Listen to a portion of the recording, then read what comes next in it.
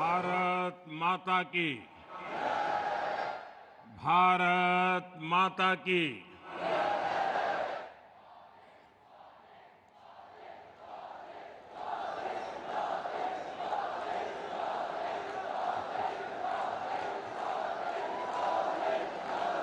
गुजरात के राज्यपाल आचार्य देवव्रत जी, राज्य के लोकप्रिय मुख्यमंत्री भूपेंद्र भाई पटेल, केंद्रीय मंत्रिमंडल के मेरे सहयोगी सीआर पाटिल, देश के अलग अलग भागों से इस कार्यक्रम में जुड़े हुए सभी राज्यपाल महोदय, उप मुख्यमंत्रीगण,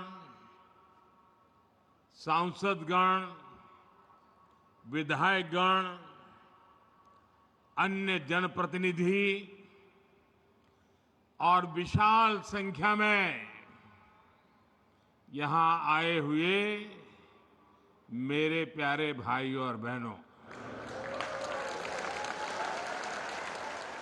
केम छो बधा? एकदम मजामा? वाह!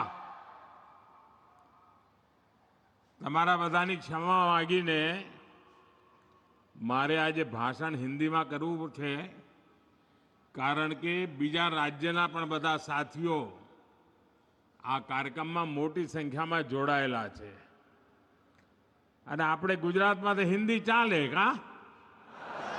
ચાલે ને? आज देश में गणेश उत्सव चारों तरफ उत्सव की धूम है। घरों में भी गणपति विराजित है। आज मिलाद उन नबी भी है। देश के अलग अलग हिस्सों में कई त्योहार और पर्व मनाए जा रहे हैं।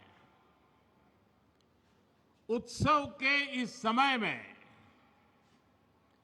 भारत के विकास का उत्सव भी निरंतर जारी है।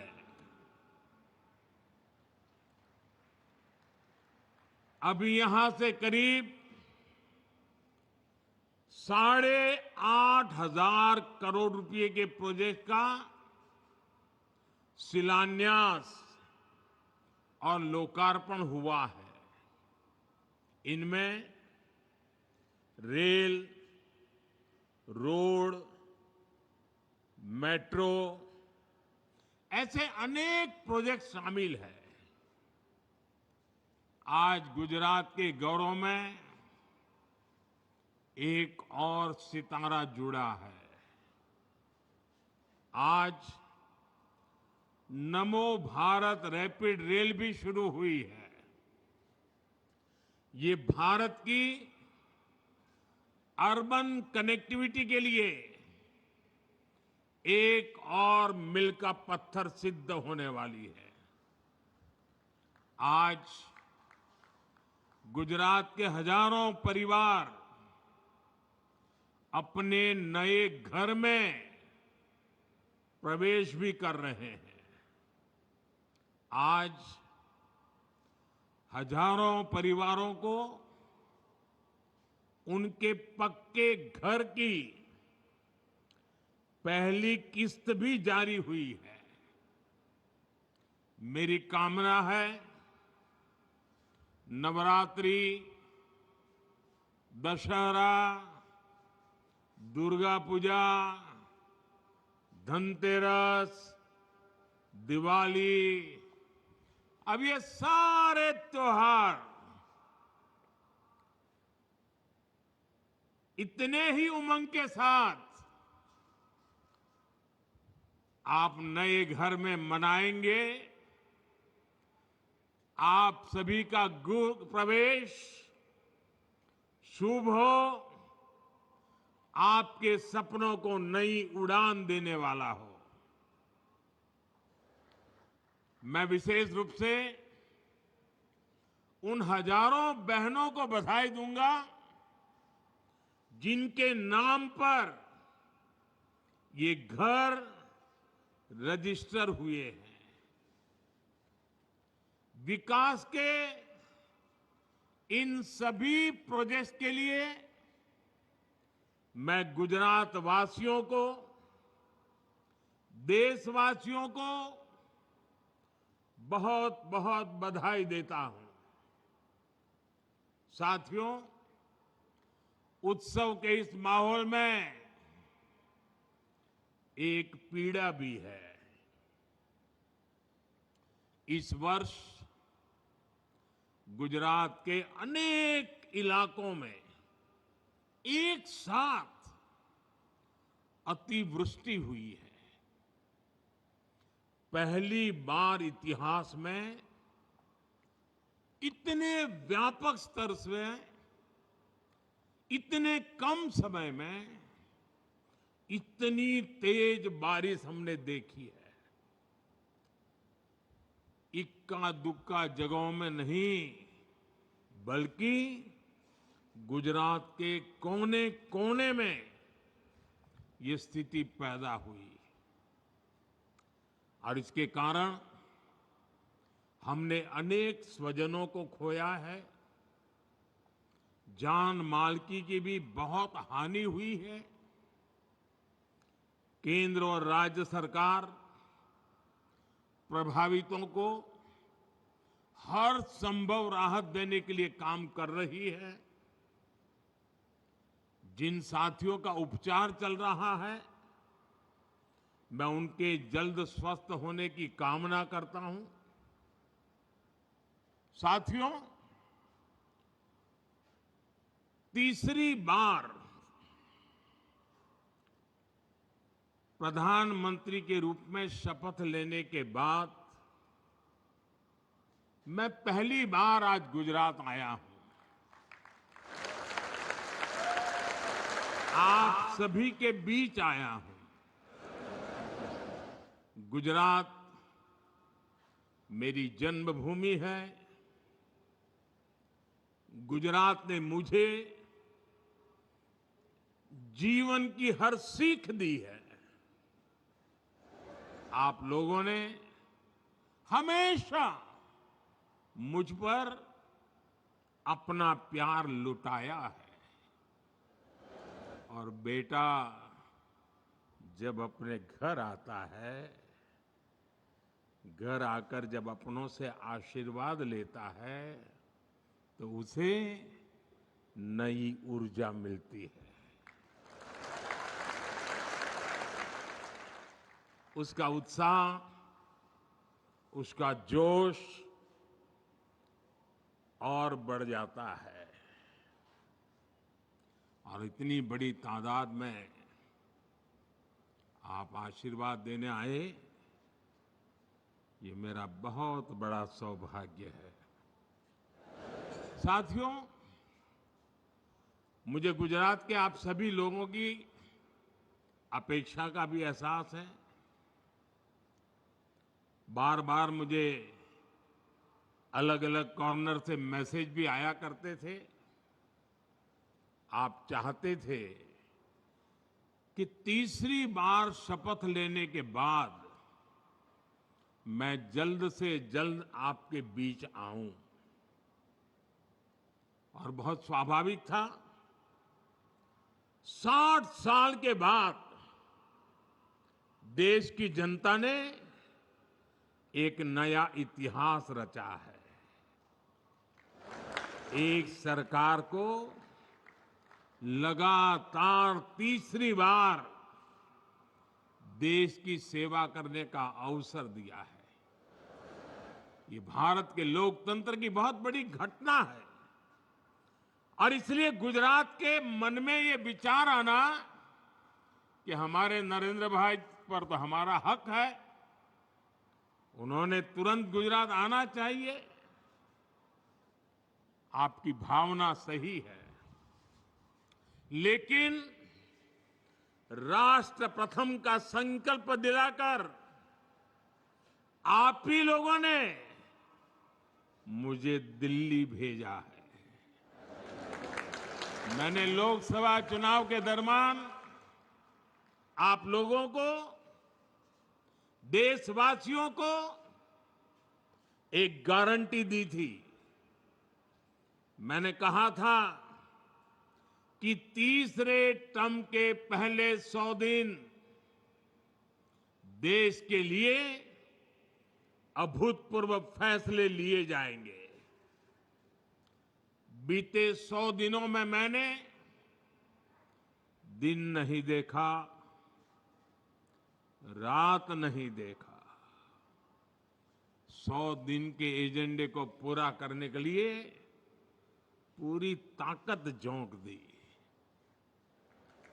देश हो या विदेश, जहां भी जो भी प्रयास करने थे वो किए। कोई कोर कसर बाकी नहीं छोड़ी। और आपने देखा होगा पिछले 100 दिन में न जाने कैसी कैसी बातें होने लगी। इस दौरान मेरा मजाक उड़ाने लगे।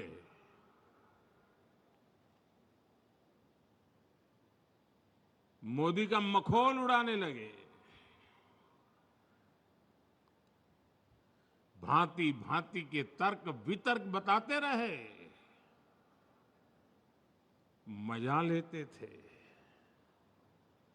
और लोग भी हैरान थे कि मोदी क्या कर रहा है, क्यों चुप है, इतनी मजाक हो रही है, इतना अपमान हो रहा है। लेकिन मेरे गुजरात के भाइयों बहनों, ये सरदार पटेल की भूमि से पैदा हुआ बेटा है।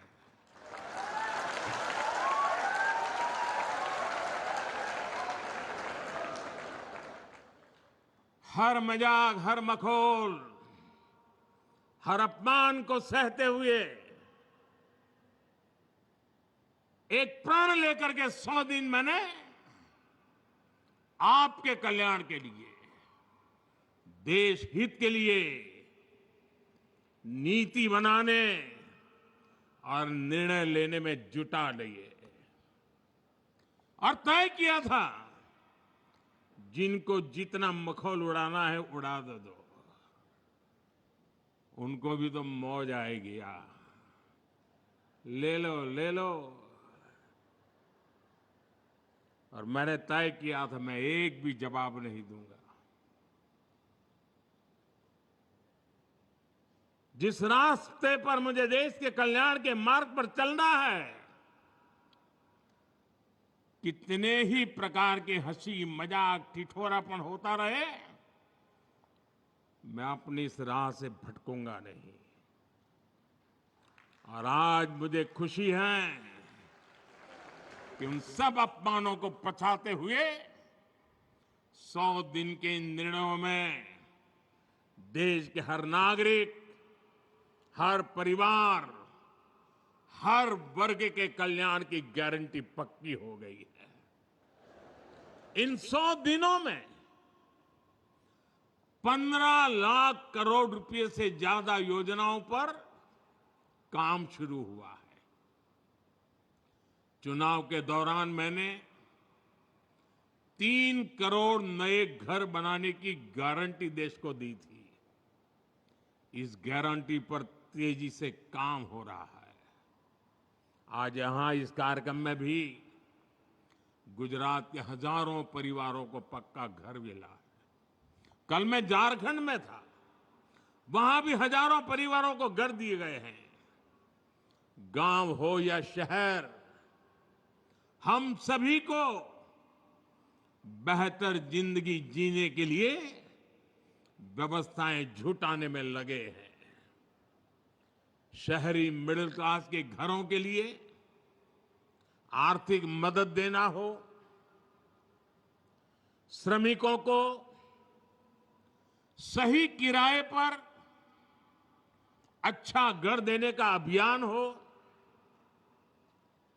फैक्ट्रियों में काम करने वालों के लिए विशेष आवास योजना बनानी हो, वर्किंग विमेन के लिए देश में नए हॉस्टल बनाने हो,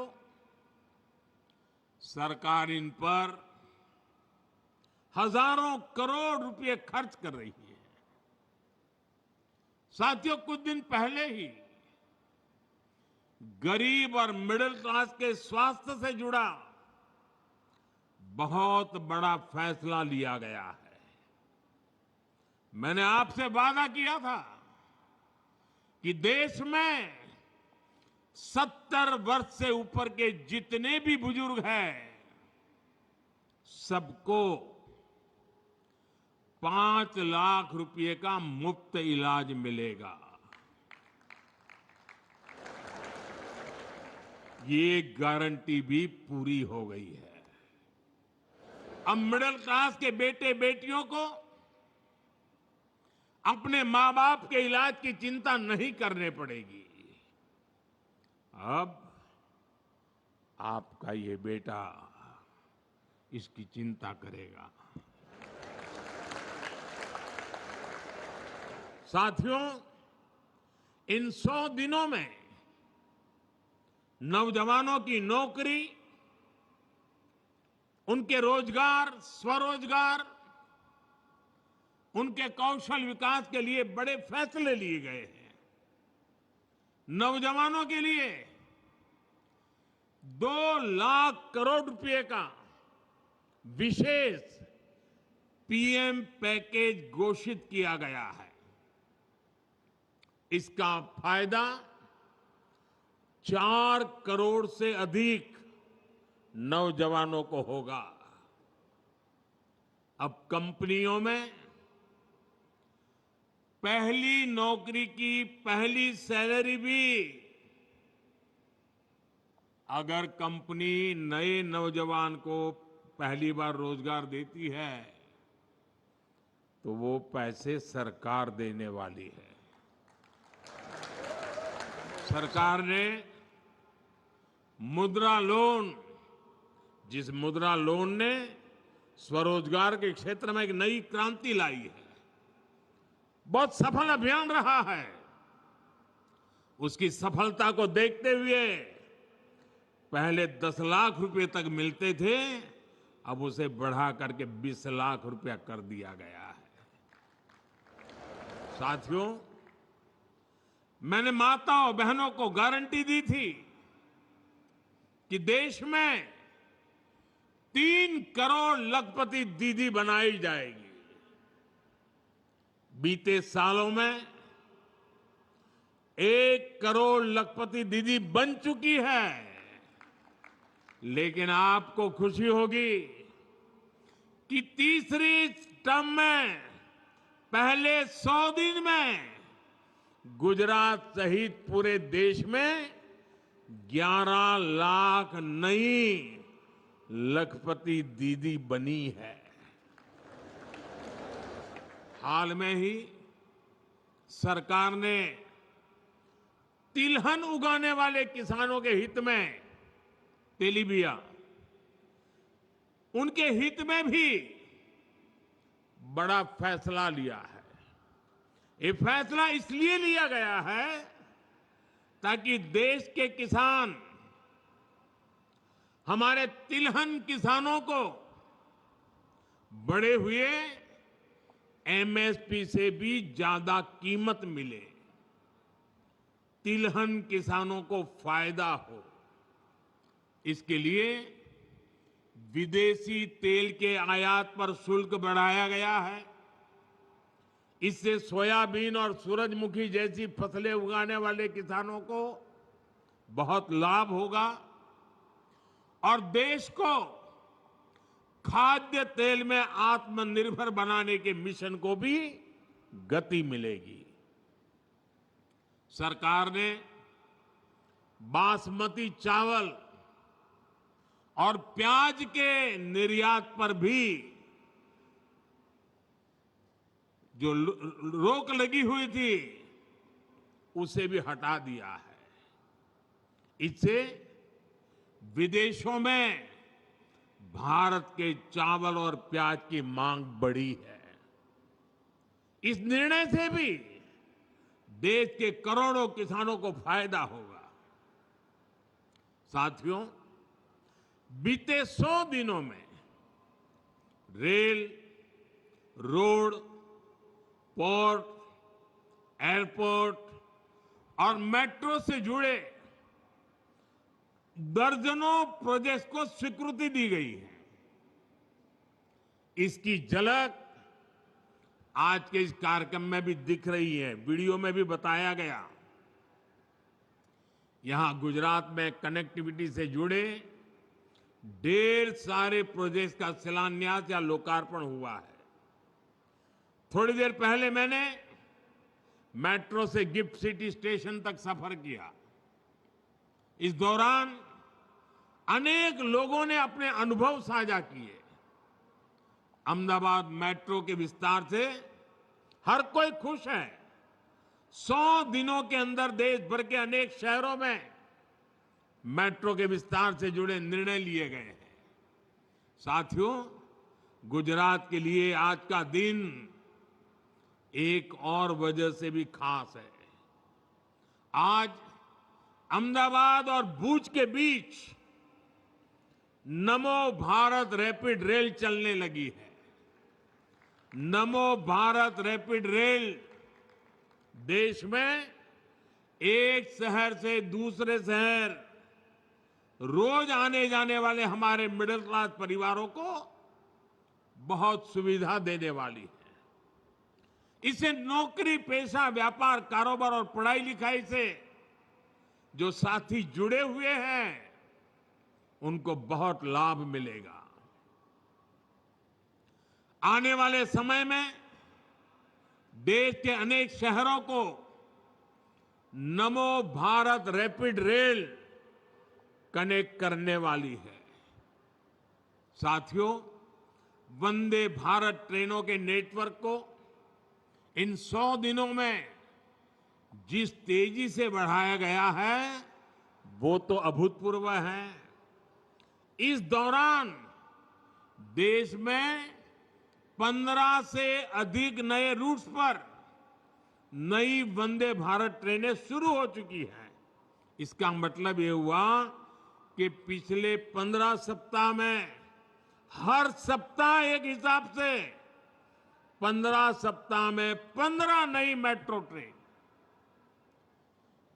कल झारखंड से भी मैंने अनेक वंदे भारत ट्रेनों को हरी झंडी दिखाई। आज भी नागपुर सिकंदराबाद, कोल्हापुर पुणे, आगरा कैंट, बनारस, दुर्ग विशाखापट्टनम, पुणे हुबली वंदे भारत ट्रेन शुरू हुई है। वाराणसी और नई दिल्ली के बीच चलने वाली वंदे भारत तो अब 20 कोच की हो गई है। आज देश में 125 से ज्यादा वंदे भारत ट्रेनें हर रोज हजारों लोगों को बेहतर सफर का आनंद दे रही है। साथियों, गुजरात के हम लोग समय का मूल्य समझते हैं। भारत के लिए ये समय भारत का गोल्डन पीरियड है, भारत का अमृत काल है। अगले 25 साल में हम अपने देश को विकसित बनाना है और इसमें गुजरात की बहुत बड़ी भूमिका है। गुजरात आज मैन्युफैक्चरिंग का बहुत बड़ा हब बन रहा है। आज गुजरात भारत के सबसे वेल कनेक्टेड राज्यों में से एक है। वो दिन दूर नहीं जब गुजरात भारत को पहला made in India transport aircraft C-295 देगा। सेमीकंडक्टर मिशन में आज गुजरात जिस तरह लीड ले रहा है वह अभूतपूर्व है। आज गुजरात में एक से बढ़कर एक यूनिवर्सिटीज है। पेट्रोलियम हो, फॉरेंसिक हो, वेलनेस हो, हर आधुनिक विषय की पढ़ाई के लिए गुजरात में बेहतरीन मौके हैं। विदेशी यूनिवर्सिटीज भी यहां गुजरात में आकर अपने कैंपस खोल रही है। कल्चर से लेकर एग्रीकल्चर तक गुजरात की पूरी दुनिया में धूम मची हुई है। हम जिन फसलों के बारे में सोच भी नहीं सकते थे, वो फसलें और अनाज भी अब गुजरात विदेशों में एक्सपोर्ट कर रहा है। और ये सब किसने किया है? गुजरात में ये परिवर्तन कौन लाया है? साथियों, ये गुजरात के आप सभी परिश्रमी लोगों ने किया है। पूरी की पूरी एक पीढ़ी गुजर गई जिसने गुजरात के विकास के लिए जी जान से यहां मेहनत की है। अब यहां से हमें गुजरात को एक नई ऊंचाई पर लेकर जाना है। आपको याद होगा, इस बार लाल किले से मैंने भारत में बनने वाले सामानों की क्वालिटी की बात की है। जब हम कहते हैं कि एक्सपोर्ट क्वालिटी का है, तो कहीं ना कहीं ये बात भी मान लेते हैं कि जो एक्सपोर्ट नहीं हो रहा उसकी क्वालिटी शायद उतनी बेहतर नहीं है, और इसलिए कहते हैं ये एक्सपोर्ट क्वालिटी का है। हमें इस मानसिकता से बाहर निकलना है। मैं चाहता हूं गुजरात अपने बेस्ट क्वालिटी के प्रोडक्ट के लिए भारत और पूरी दुनिया में अपनी शानदार पहचान बनाए। साथियों, आज भारत जिस तरह नए संकल्पों को साथ काम कर रहा है, विदेशों में भी भारत की आज वाहवाही हो रही है। हाल के दिनों में मुझे अनेक देशों में अनेक बड़े मंचों पर भारत का प्रतिनिधित्व करने का अवसर मिला। आपने भी देखा है कि दुनिया में भारत में का कितना मान सम्मान मिल रहा। दुनिया में हर कोई भारत का, भारतीयों का खुले मन से स्वागत करता है। हर कोई चाहता है कि भारत के साथ अच्छे रिश्ते तैयार बने। अगर कहीं कोई संकट है, कहीं कोई समस्या है, तो लोग समाधान के लिए भारत को याद करते हैं। जिस प्रकार भारत के लोगों ने लगातार तीसरी बार स्थिर सरकार बनाई, जिस प्रकार भारत तेज गति से विकास कर रहा है, उसे दुनिया की उम्मीदें और अधिक बढ़ गई है। और 140 करोड़ देशवासियों का यह अटूट भरोसा ही है जिसके चलते मैं भी सीना चौड़ा करके गर्व के साथ दुनिया को भरोसा देता हूं, मेरे देशवासियों की ताकत के कारण। भारत पर इस बढ़ते भरोसे का सीधा फायदा भारत के किसान, भारत के नौजवान को होता है। जब भारत पर भरोसा बढ़ता है तो हमारे स्किल नौजवानों की डिमांड बढ़ती है। जब भारत पर भरोसा बढ़ता है तो हमारा एक्सपोर्ट बढ़ता है और देश में ज्यादा निवेश आता है। जब भारत पर भरोसा बढ़ता है तो विदेशी निवेशक भारत में अपना पैसा लगाते हैं, फैक्ट्रियां लगाते हैं। भाइयों और बहनों, एक तरफ हर देशवासी पूरी दुनिया में भारत का ब्रांड एम्बेसडर बनना चाहता है, अपने देश को, उसके सामर्थ्य को आगे बढ़ाने में लगा है, वहीं देश में ही नेगेटिविटी से भरे कुछ लोग उल्टा काम कर रहे हैं। ये लोग देश की एकता पर प्रहार कर रहे हैं। सरदार पटेल ने हमें 500 से ज्यादा रियासतों को मिलाकर भारत का एकीकरण किया। सत्ता के भूखे ये लालची लोग भारत के ही टुकड़े टुकड़े कर देना चाहते हैं।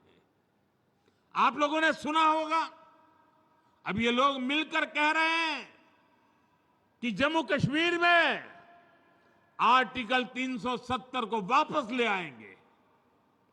ये लोग जम्मू कश्मीर में दो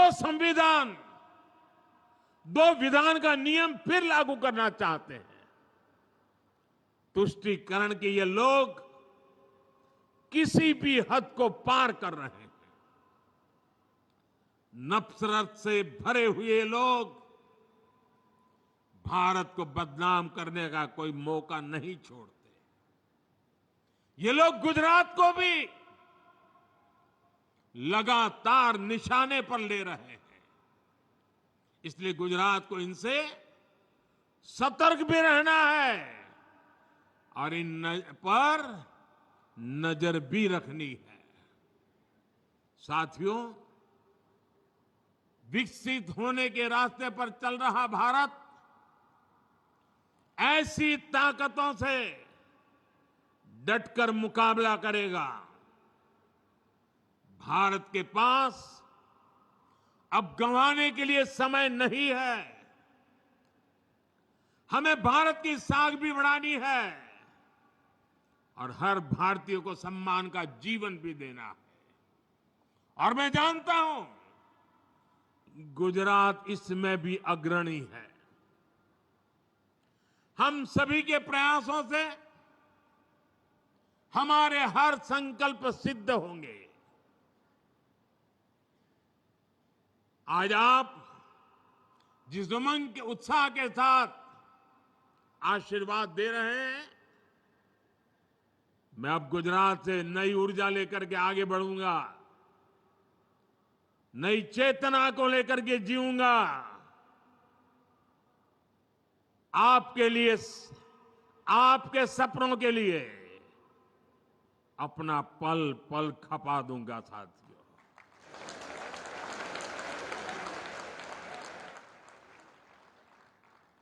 आपका कल्याण, आपके जीवन की सफलता, आपके सपनों को साकार करना, जीवन में इसके सिवाय कोई इच्छा नहीं है, कोई आकांक्षा नहीं।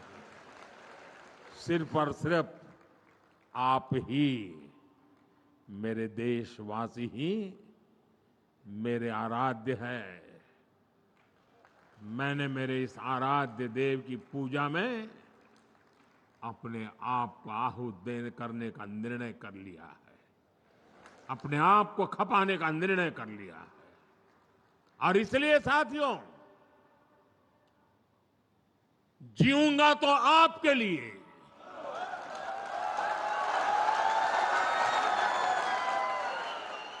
जूझता रहूंगा तो आपके लिए, जी जान से खपता रहूंगा तो आपके लिए। आप मुझे आशीर्वाद दें।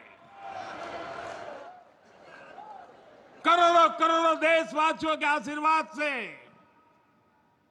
एक नए आत्मविश्वास के साथ,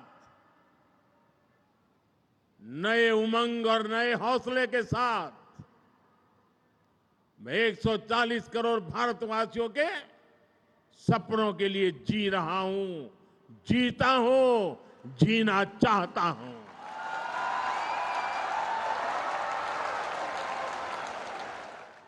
इतनी बड़ी तादाद में आपने आशीर्वाद देने के लिए आए। मैं कल शाम से गुजरात आया हूं, लंबे समय के बाद आया, लेकिन आपका प्यार बढ़ता ही चला जा रहा है, बढ़ता ही चला जा रहा है। और मेरा हौसला भी बुलंद होता चला जा रहा है।